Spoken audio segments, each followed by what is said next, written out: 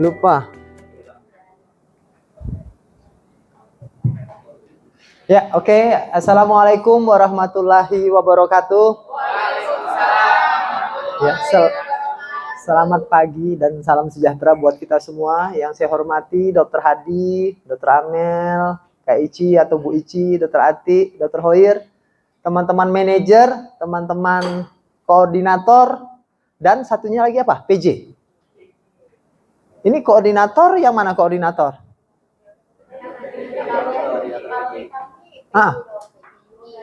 Oh, PJ, nggak ada koordinator, namanya PJ. Ada berapa orang PJ? PJ 11. Terus yang lain? PJ umum. Ini totalnya semuanya di luar manajer. Manajer ada berapa? Manajernya 6. Manajer 8. Terus di bawahnya PJ. Ini PJ nih, semuanya ini. Yang sudah S2 ada berapa orang? Hah? Yang sudah S2? Baru 1, 2. Yang lain? Oke, jadi ini managerial level. Clear ya? Teman-teman, managerial level kan? Kan ada manajer utama lah gitu ya. Di manajemen tuh ada manajemen puncak, ada manajemen media, ada manajemen lini. Nah, teman-teman tuh di level manajemen, tapi siapa yang masih pegang pasien? Lebih banyak ngurusin pasien atau ngurusin manajemennya? Pasien. Nah, itu gimana ini Dr. Hoyer nih? Iya kan? Iya. Nah, hari ini saya jelaskan sedikit ilmu manajemen, ya kan? Yang biasanya untuk kuliah-kuliah S2 ya. Nah, slide pertama ini teman-teman lihat, untuk bisa memiliki kinerja rumah sakit yang baik ada 5 faktor yang harus diperhatikan, yaitu di infrastrukturnya, gedung kita harus bagus, alat kita harus bagus, SDM-nya harus kompeten, jumlahnya cukup dan kompeten, SIM RS-nya harus kuat, organisasinya, leadership harus bagus, teamwork harus bagus, budaya bagus, dan menguasai ilmu manajemen. Kira-kira nih, rumah sakit Bun yang lemah di mananya? Bangunannya baguskah? Alatnya lengkapkah? SDM-nya jumlahnya cukup, kompetensinya cukup, SIM RS-nya kuat, kepemimpinannya bagus, teamwork-nya bagus, budaya bagus, ilmu manajemen juga SDM-nya, pelayanannya, pemasaran, keuangannya bagus semua. Kira-kira Bun, mana yang masih bermasalah menurut teman-teman? Yang harus diperbaiki bahasanya, bukan bermasalah. Yang harus kita tingkatkan. Yang mana? Ya kan? Yang PJ ini. Yang mana? Yang masih harus kita tingkatkan atau udah bagus semua ini? Belum. Yang mana? Yang menjadi PR kita sehingga itu bisa menjadi program kerja kita untuk 2026.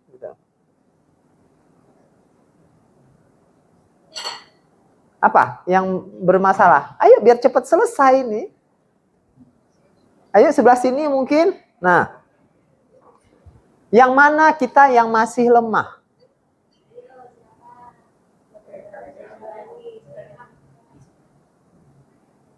Ini saya lagi ngetes nih, gimana sih ini tim manajemennya Bun ini diam semua atau berani ngomong gitu. Manajer deh, manajer. Yang manajer mana? Coba angkat tangan. Yang manajemen 8 orang tadi. Nah, ayo. Oh, ini lemah, masih lemah ya, perlu kita tingkatkan. Wong baru ada gedung baru. Oke. Kompetensi SDM ya. Iya, oke. Jadi di banyak rumah sakit yang saya tanya, rata-rata yang bermasalah di sininya, di SDM-nya, dan di organisasinya. Ya kan? Susah sekali untuk membangun kerjasama tim, gitu ya. Kemudian SDM-nya, kompetensinya masih menjadi PR. Nah, yang kedua, slide-nya, kenapa saya tanya tadi, teman-teman ini manajemen atau PPA? Karena di rumah sakit itu ada dua kelompok profesi. Ada profesi manajemen, ada profesi PPA, profesional pemberi asuhan. Tugasnya berbeda.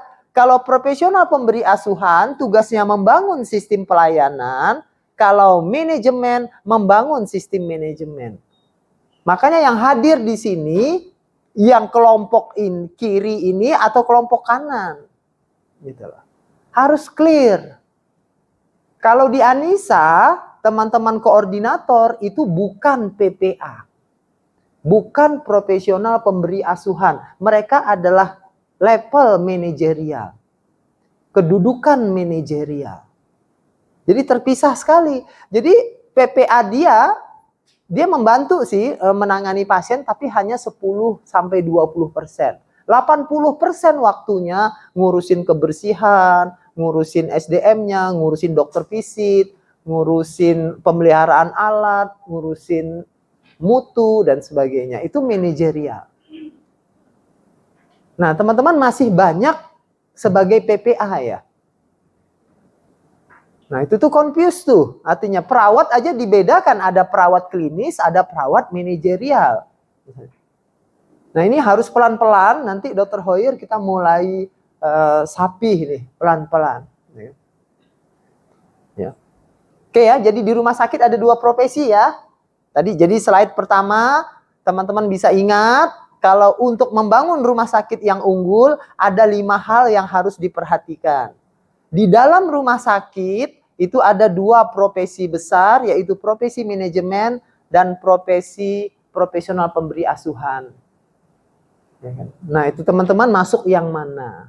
Tugasnya beda, ini membangun sistem manajemen, yang ini membangun sistem pelayanan. Ya kan?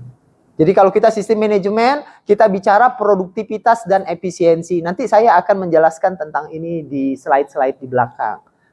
Kalau tentang sistem pelayanan, nah kita banyak bicara mutu. Ya kan? Oke. Nah, kalau kita lihat di rumah sakit, ya kan? Kita dalami lagi, ada di sisi individunya, ada di sisi tim, ada di sisi organisasinya. Jadi kalau kita membedah rumah sakit kayak daun bawang gitu loh. Paling kecil itu individu, lebih besar sebagai tim, lebih besar sebagai organisasi. Persis kayak irisan daun bawang gitu. Nah, apakah kita bermasalah nggak di sisi individunya? Bermasalah nggak kita dari sisi timnya? Lebih besar lagi, bermasalah nggak kita dari sisi organisasinya? Ya kan? Ya, jadi bedakan teman-teman sebagai individu, teman-teman memimpin tim 10-15 orang itu tim, ya kan? Lalu kita as a whole organisasi sebagai satu kelompok organisasi yang besar itu harus clear. Ya kan?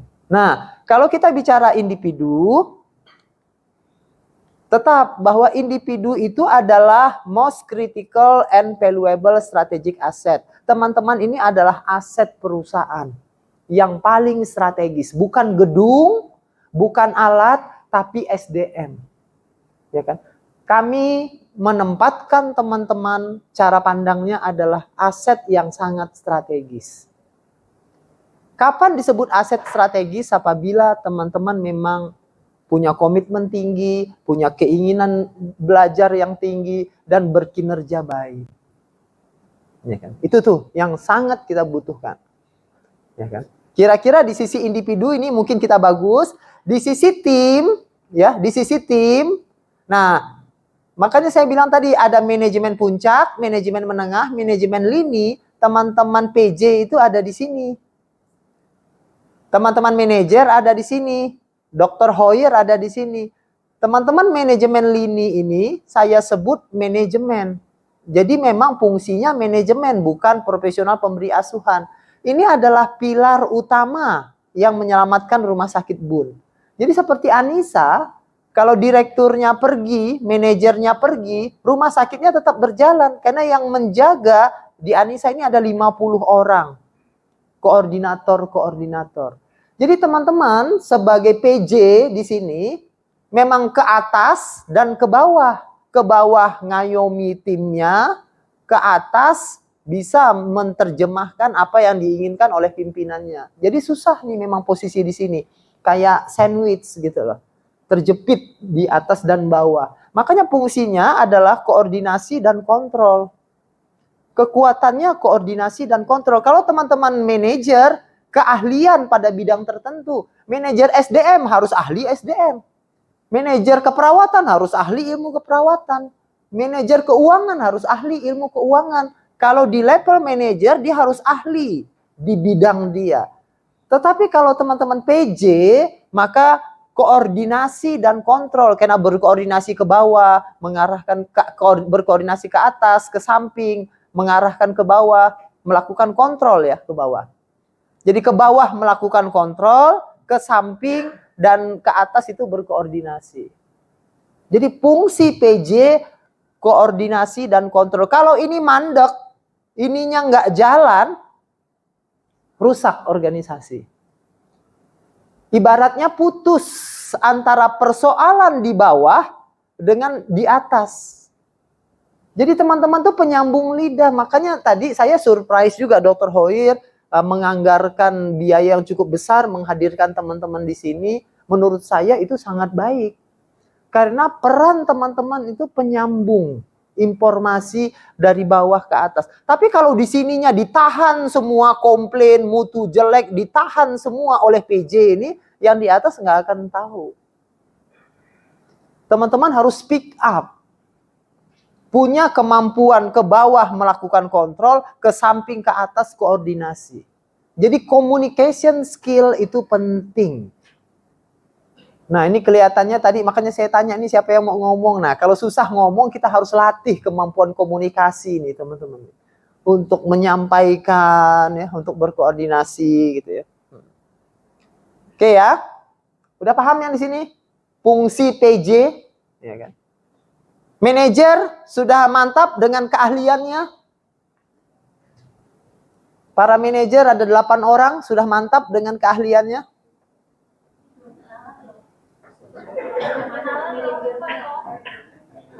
Iya. Iya, nanti waktu presentasi saya tanya gitu ya. Iya, memang ahli nggak dia di bidangnya gitu ya? Atau harus kita ganti gitu ya? Iya, karena memang harus ahli. Kalau manajer SDM harus ahli SDM, manajer keuangan harus ahli keuangan gitu. Ya. Manajer marketing harus ahli marketing. Ya, ahli. Nah, kalau Dr. Hoir sebagai direktur, dia banyaknya di pengambilan keputusan. As a leader, dia ngambil keputusan. Ya, nah ini secara organisasi saya lewatin aja. Nah, ini yang kita sebut dengan pohon Anissa, ya kan? Lingkungan luar anu nggak? Berubah nggak? Lingkungan luar berubah, hujan, badai, petir itu lingkungan luar. Pohon Anissa akan berdiri kokoh jika akarnya kuat, batangnya besar, daunnya rimbun dan berbuah. Jadi saya bilang tidak masalah BPJS mau berubah, Kemkes mau berubah, kita akan berdiri kokoh kalau memang akarnya kuat. Nah akarnya inilah memang ada 3, modal manusia, modal organisasi, dan modal IT. Itu akar. Modal manusia itu sebagai apa? Bibitnya. Bibitnya. Modal organisasi, tanahnya. Di mana bibit itu ditanam. Modal IT, pupuknya. Jadi bibitnya harus bagus, ditanam di tanah yang subur, dan dikasih pupuk. Maka dia berbuah. Maka program kerja, karena kita membahas program kerja, harus menyangkut 4 hal. Harus ada program kerja untuk akar, harus ada program kerja untuk batang, harus ada program kerja untuk daun, dan harus ada program kerja untuk buahnya. Jadi minimal program kerja rumah sakit ada 4. 1 program untuk akar, 2 untuk batang, 3 untuk daun, 4 untuk buah. Jadi program kerja rumah sakit minimal 4. Kalau mau masing-masing 2 boleh, masing-masing 3 boleh. Ada 1, ada 3 boleh. Tidak boleh program kerja rumah sakit itu hanya 2 atau 3. Minimal 4 dan mewakili masing-masing 1. Gitu ya. Nah, sekarang kita masuk tadi saya mendengar Dr. Hoyer memberikan target pendapatan menjadi 7M. Naik dari tahun lalu, berapa M naiknya? Tahun lalu berapa rata-rata kita? 5,1, naik jadi 7. Jadi kenaikannya 1, oke, yakin itu? Bisa? Oke, harus yakin kata Dr. Hoyer tadi itu. Nah, rumus pendapatan itu adalah jumlah pasien kali tarif. Kita harus naikin jumlah pasiennya dan kita harus naikin tarifnya. Salah satu cara untuk menentukan target pendapatan, ini ada 3 cara nih. Saya mau tes dulu 7M itu cocok nggak? Yang pertama 1 miliar per tempat tidur per tahun. Bun ada berapa tempat tidurnya? 120. 120 artinya setahun 120 M. Yuk, 120 M dibagi 12. 10. Ya. Oke. Kalau menurut rumus ini targetnya Bun harusnya 10. Nah, ini kan saya ngasih masukan ke Dr. Hadi aja ini nanti ini. Naikin targetnya gitu ya kan. Kedua, berdasarkan aset rumah sakit yang dikelola. Nah, itu mungkin kita nggak pakai lah, susah ngitung asetnya. Kemudian, produktivitas per karyawan 30 juta. Karyawan Bun ada berapa orang? Nah, 300. 300 kali 30. 9M. Ayo. 7 ini dari mana gitu ya kan? Iya tuh coba.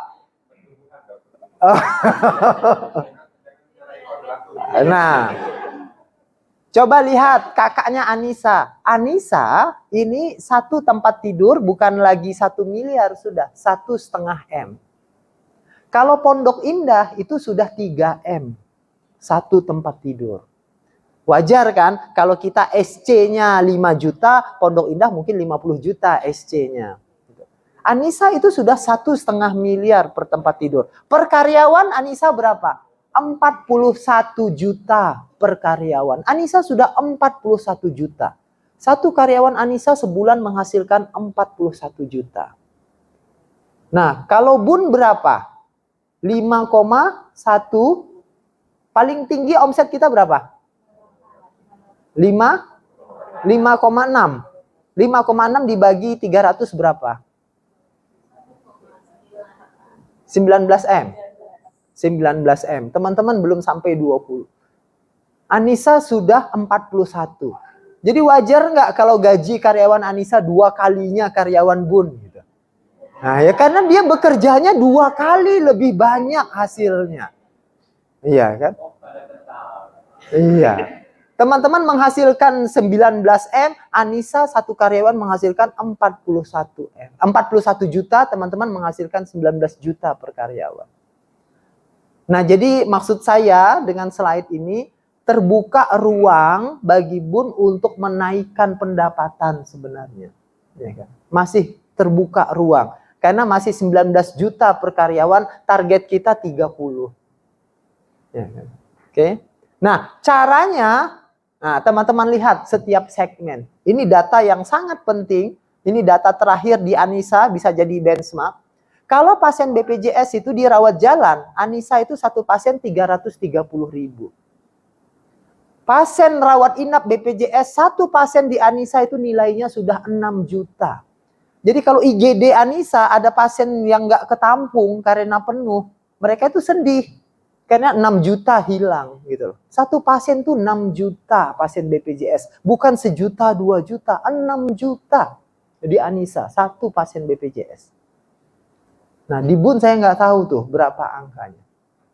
Jadi makanya IGD Anissa itu akan mati-matian mempertahankan pasien supaya jangan dirujuk. Dia tahan semuanya, ada bed nggak, ada itu ya. Karena 6 juta satu pasien itu. Kadang dok kita ngerujuk 10 pasien gitu kan, 60 juta hilang. Satu pasien perawat inap 6 juta. Rawat jalan 330.000. Kalau pasien BPJS TK di Anissa cukup banyak, 40 juta satu pasien. Ya kan? Jadi kalau ibaratnya sekitar 7 pasien BPJS sama dengan 1 pasien BPJS TK. BPJS TK ini dapat karpet merah kalau di Anissa. Jangan sampai lepas. 40 juta nilainya. 1 pasien. Nih.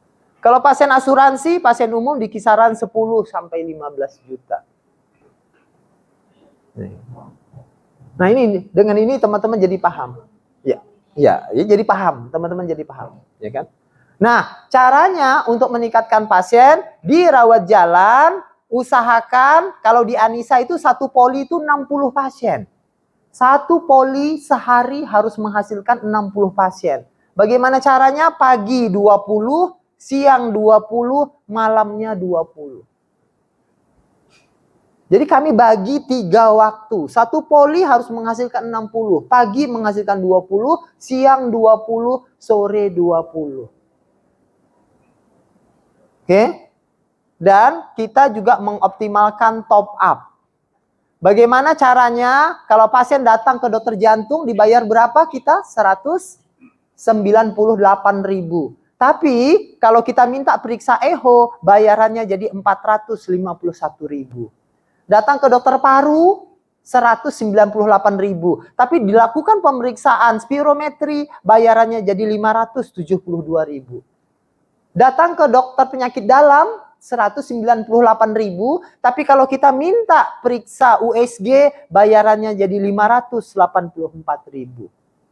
Jadi kita mengoptimalkan pemeriksaan penunjang yang menghasilkan top up. Gitu ya. Nah, ini pendapatan tadi. Clear ya pendapatan ya.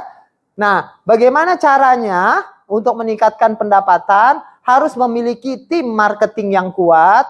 Strateginya bukan hanya promosi tapi juga retensi. Jangan sampai pasien datang kapok ke tempat kita. Dan perhatikan kenyamanan, kecepatan, kebersihan, dan kelengkapan layanan. Ini yang disebut dengan 4K. Yang pasien cari itu nyaman, cepat, bersih, ya, dan layanannya lengkap sehingga tidak dirujuk-rujuk. Inilah yang membuat pasien di Anissa rawat jalannya bisa 1.300, 1.400 pasien sehari. Ya kan? Ya, 1.400, 1.300 pasien sehari. Kita kuatkah tim marketingnya? Teman-teman retensi di ruangan, bisakah memberikan kesan positif sehingga pasien mau merekomendasikan kita? Ya kan? Kenyamanan, kecepatan, kebersihan, kelengkapan layanan sudah kita miliki kah? Nah, ini yang harus kita bangun nantinya ya. Nah, sekarang ini karena waktunya udah habis ya. Target efisiensi obat 15%, jasa medis 25%, gaji karyawan 28%, biaya operasional 7%. Total biaya operasional OPEX 75, EBITDA-nya 25. Saya sudah mengklasifikasikan ke dalam 4. Kalau EBITDA-nya kurang dari 15% itu kurang. 15 sampai 20 standar, 20 sampai 25 itu baik, di atas 25 itu excellent. EBITDA-nya BUN di angka berapa, Dr. Hoyer? 20 pas atau 21? Nah, kalau teman-teman EBITDA-nya 21, secara average setahun jadinya. Artinya kategori baik kalau sudah antara 20 sampai 25. Yang di atas 25 itu excellent. Kita bulan-bulan tertentu mungkin di atas 25, tapi bulan-bulan tertentu kita di bawah 25 misalnya. Nah, mudah-mudahan BUN sudah masuk kategori baik. Ya kan? Mudah-mudahan masuk kategori baik. Nah, dalam melakukan efisiensi, ya kan? Dalam melakukan efisiensi kita ada 5 cara. Ya. Ada 5 cara. Pertama, produktivitas harus tinggi karena dia membuat efisien dari sisi fixed cost. Aset jangan bangun yang mewah-mewah supaya biaya penyusutannya tidak besar. Itu adalah menurunkan fixed cost. SDM tidak terlalu banyak karena SIM RS-nya yang terintegrasi sehingga biaya SDM-nya nggak tinggi. Itu biaya tetap. Dan biaya variabel. Mengendalikan biaya variabel adalah dengan ALOS dan HPP. Nah, bagaimana caranya mengendalikan ALOS? 4 hal harus teman-teman perhatikan. Ini pemulangan pasien ya. Tidak usah tunggu dokter TUTD. Jadi jam 7, jam 8 pasien harus sudah pulang. Ada juga pulang lagi lapor kondisi terakhir. Tunggu DPJP visit. Di Anissa sudah berani usulan pasien pulang dari PPA lainnya. Maaf, ini PPA-nya. Perawat kami itu udah berani mengusulkan, dok pasiennya udah stabil, boleh pulang ya. Target ALOS-nya 3 hari. Teman-teman berapa hari ALOS-nya? Rumah sakit Bun berapa hari? Tidak apa-apa, ALOS, average-nya. Average-nya masih 3, di bawah 3 atau di atas 3? Masih di atas 3, artinya masih PR. Ya, masih PR bagi Bun. Kemudian, untuk mengendalikan obat, ada 4P. Tadi ada 3K, ya, ada 4P. Pembelian dengan harga yang paling murah, pemakaiannya menggunakan obat generik dan tidak polifarmasi, persediaannya ramping, dan pengendalian pemakaian antibiotik. Jadi supaya HPP obat kita berapa? Tadi HPP obat di Anissa, ada yang lihat, ingat tadi? 15%. Untuk bisa mencapai HPP obat 15%, kita bagian pembelian harus bisa membeli obat di pasar dengan harga yang paling murah. Oke. Kedua, dokternya dalam memakai obat harus menggunakan obat generik dan tidak polifarmasi. Ketiga, di gudang kita itu harus ramping.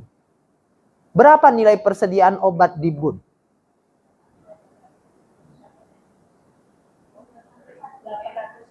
800 juta. Berapa hutang obat kita? Keuangan. Berapa hutang obat kita? Hutang obat total. Masih ada 1 M. Persediaannya berapa nilainya? 800. Artinya semua obat di Bun itu adalah punya vendor. Kita tanpa modal. Dikasih modal sama farmasinya. Ya kan? Kalau kita jual semua ini 800 kan? Padahal hutang kita 1 M. Jadi semua obat yang ada di Bun itu adalah punya vendor. Jadi tanpa modal kita sebenarnya jualan obat itu. Karena kan kita tidak langsung beli, langsung bayar kan? Gitu ya. Nah, sepanjang masih lebih besar punya vendor daripada modal kita, itu bagus. Ya kan? Jangan sampai kita hutang 1 M, obat di gudang 1,5. Artinya ada modal kita 500 juta di sana. Kalau kita hutang 1 M, barang kita ada 500, artinya kita masih saving di situ. Itu maksud saya masih bagus lah, Dr. Hoyer. Gitu. Oke, gitu ya. Nah, terakhir yang trisula kebijakan Kemkes, saya ingin mengingatkan, kira-kira misalnya di Bun banyaknya objin ya, usahakan kompetensi kita minimal dasar. Kalau dasar itu 19% penyakit objin bisa kita tangani. Kalau Madya 61% diagnosa objin bisa kita tangani. Kalau utama 96%, kalau paripurna 100%. Jadi level kompetensi dasar, Madya, utama, paripurna, semakin tinggi level kompetensi kita, semakin banyak penyakit yang boleh kita tangani. Jadi semakin besar pintunya terbuka untuk menyambut pasien. Ya kan? Kalau kita lihat lagi misalnya jantung. Kalau kita dasar 27% diagnosa jantung boleh kita tangani. Kalau kita Madya 68,6. Kalau kita utama 97,2. Kalau kita paripurna 100% bisa ditangani. Jadi kalau mau semuanya bisa ditangani, paripurna semuanya. Kalau mau sekitar 20%, nah itu ada di dasar. Anissa, kami semuanya harus Madya kalau Anissa. Kira-kira 60% diagnosa bisa ditangani. Ya, ya. Bun kelihatannya dasar udah cukup ya sepertinya. Nah, kalau saraf, kalau dasar hanya 15%. Anissa, Madya 65%, gitu ya. Jadi seperti itu yang dapat saya sampaikan. Mudah-mudahan teman-teman dapat pemahaman. Nah, yang kompetensi tadi apa? Ada yang bisa menyimpulkan slide kompetensi tadi? Manajer, saya minta manajer. Penjelasan kompetensi tadi apa yang teman-teman tangkap dari penjelasan saya? Yang singkat dan cepat tadi. Manajer?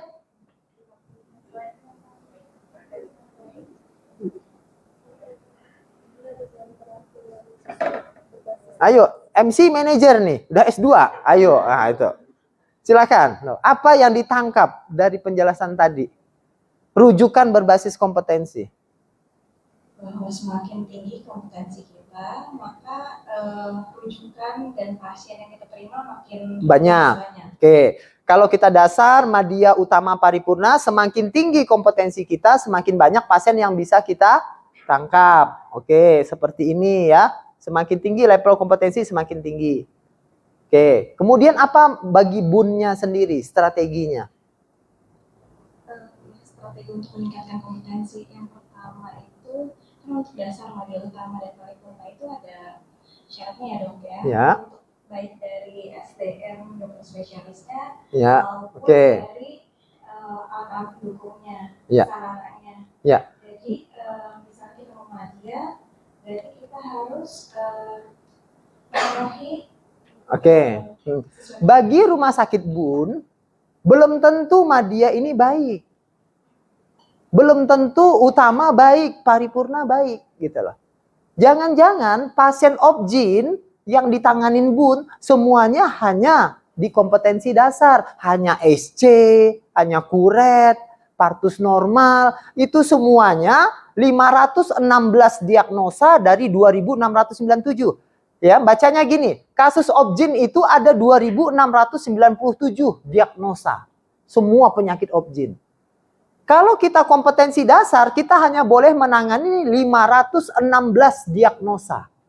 516 diagnosa yang mampu kita tangani. Nah, Bun ternyata obgynnya hanya 40 diagnosa. Jenis diagnosa obgyn selama ini yang ditangani. Dan 40 itu semuanya masuk di 516.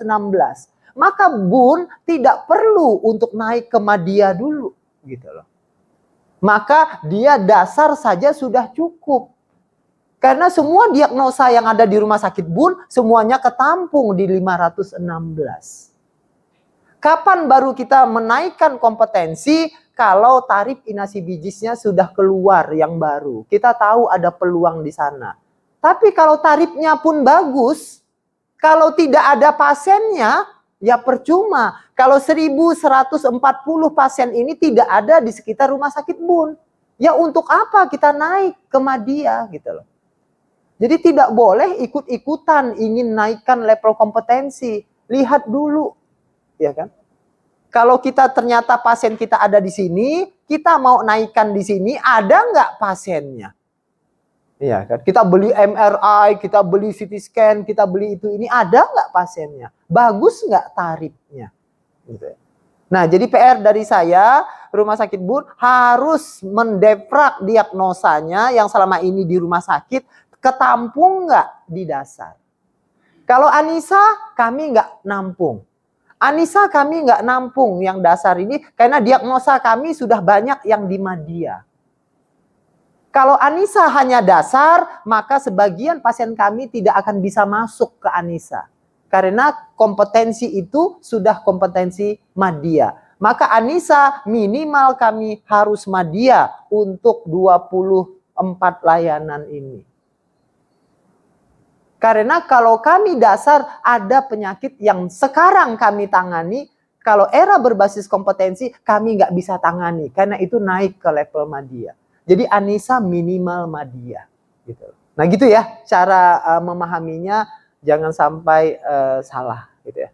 Oke, terima kasih. Karena waktunya udah habis, saya akhiri. Assalamualaikum warahmatullahi wabarakatuh.